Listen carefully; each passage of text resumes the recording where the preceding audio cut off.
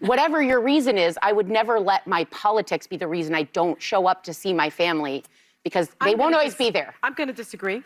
I completely understand her point, because I really do feel that this candidate, President-elect Trump, is just a different type of candidate. From the things he's said and the things he's done and the things he will do, it's more of a moral issue for me.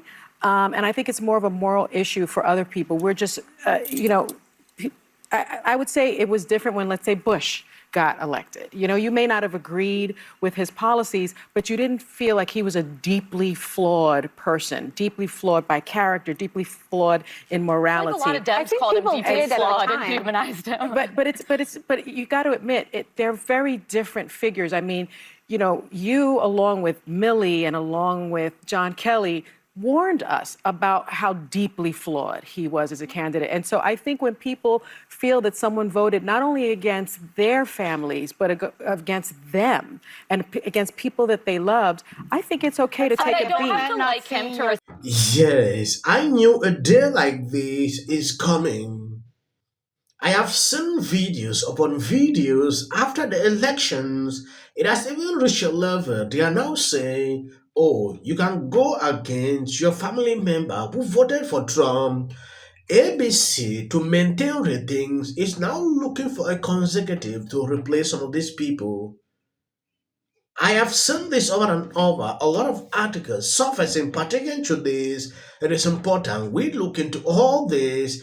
I don't usually report videos coming from The View, but when I saw this, I just want to show you some clips. I think it's worth noting that while so many Democrats were surprised by that flip, not a single voter that we spoke to out here was surprised. They said, had people actually gone out into these communities like we did, spoken to your everyday voter, they would have felt their frustrations. These are daily issues that they felt only Trump was addressing, like the border right here and also inflation. The perfect example of this is Jacqueline Barrientos right here. We met her literally just walking on the street.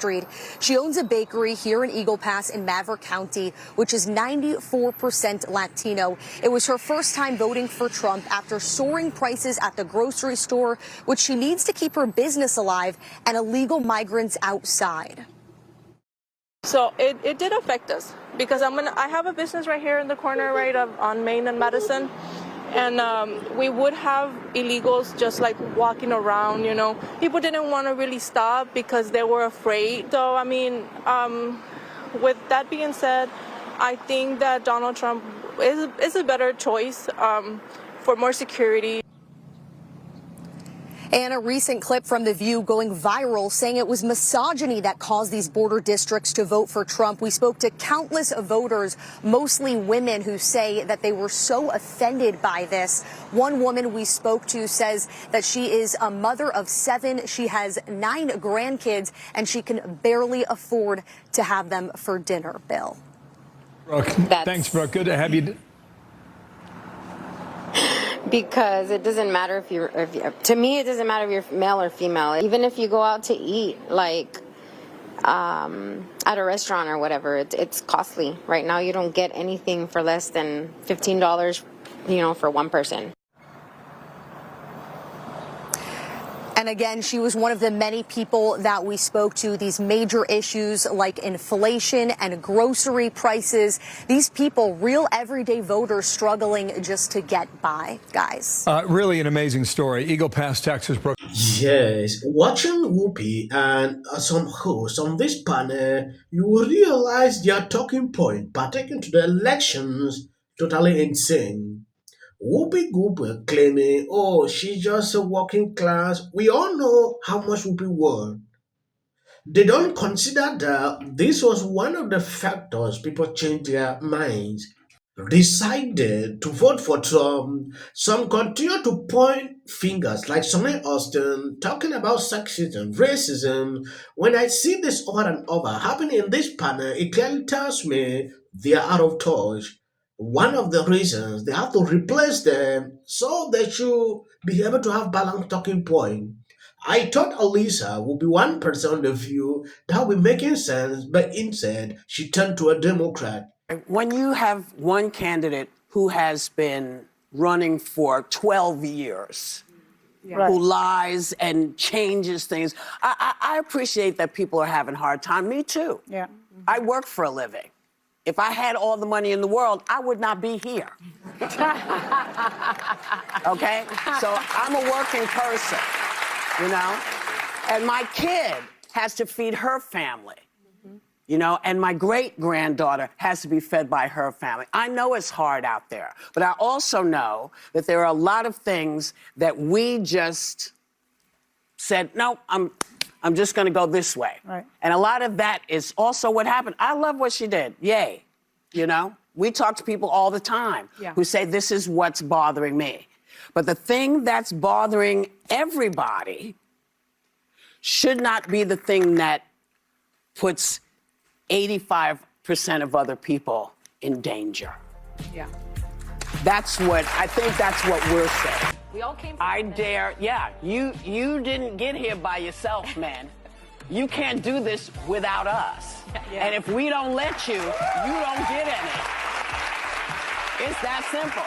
It's that simple. This is one of the reasons you see their ratings are going down. I saw this 3 days ago. The mainstream media is all panicking, like what is going on? After the elections, they are losing followers.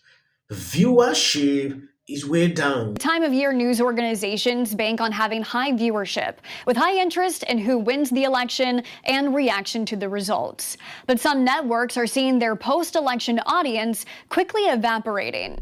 According to Nielsen ratings, MSNBC had a big election night, bringing in 6 million viewers. But the days following the election, MSNBC's viewership tanked to less than 1 million. The network losing more than half of its audience compared to its average viewership in October leading up to the election. Friday also marked the network's lowest rated non-holiday night of the year. MSNBC recorded a similar loss in viewership following the 2016 election after Trump's last presidential election victory. But the network rebounded, going on to have its 4 most watched years in its history from 2017 to 2020, as many news outlets were able to capitalize on Trump-heavy coverage with record revenue and subscribers. Following last week's election, CNN also hemorrhaged viewership. The network saw 5.1 million people tune in during their election coverage. In the days after the election, CNN's viewership also fell to 611,000, a 36% drop compared to its average viewership in October leading up to election night. Fox News saw a very different trend. While MSNBC and CNN were losing viewers, Fox News gained. On election night, the network saw over 10 million people tune in. And in the days that followed, Fox's total viewership averaged over 4 million, up 34% from its October average. That's also a 58% jump compared to its 2024 year-to-date numbers. While this trend shows left-leaning cable networks losing their audiences after Trump's victory and right-leaning news outlets gaining, there is one left-leaning talk show that is defying this trend. The View, seeing a gain in viewers after Trump won the election, posting its best week of ratings in over 3 years.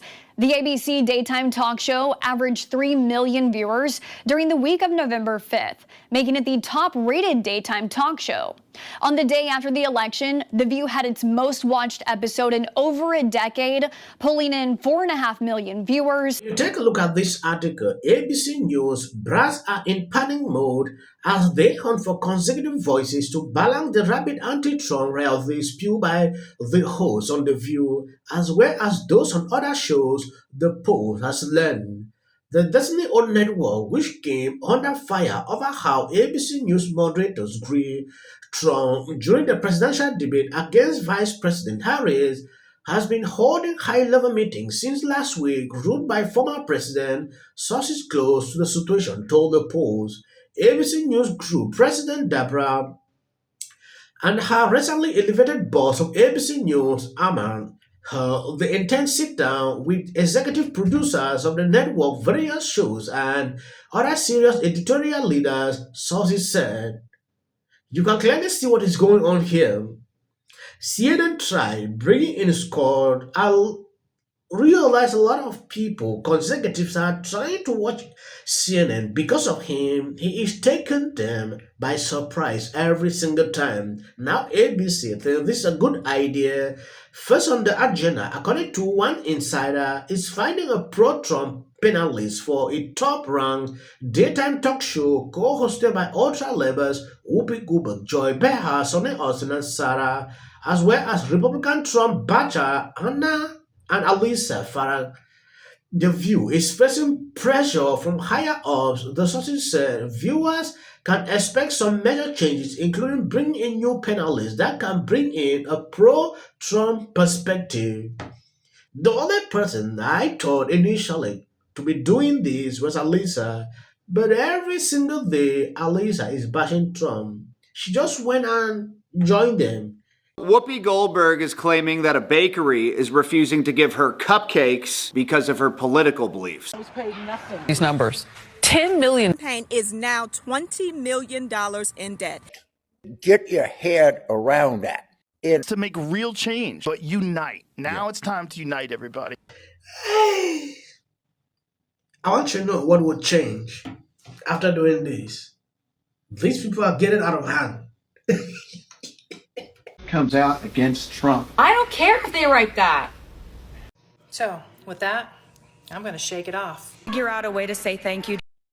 No matter how you disagree with someone politically, you should never pray for this. Elected that guy. I mentioned that guy's name. He's such an absolute prick. I can't stand him. Hey there. How are you doing?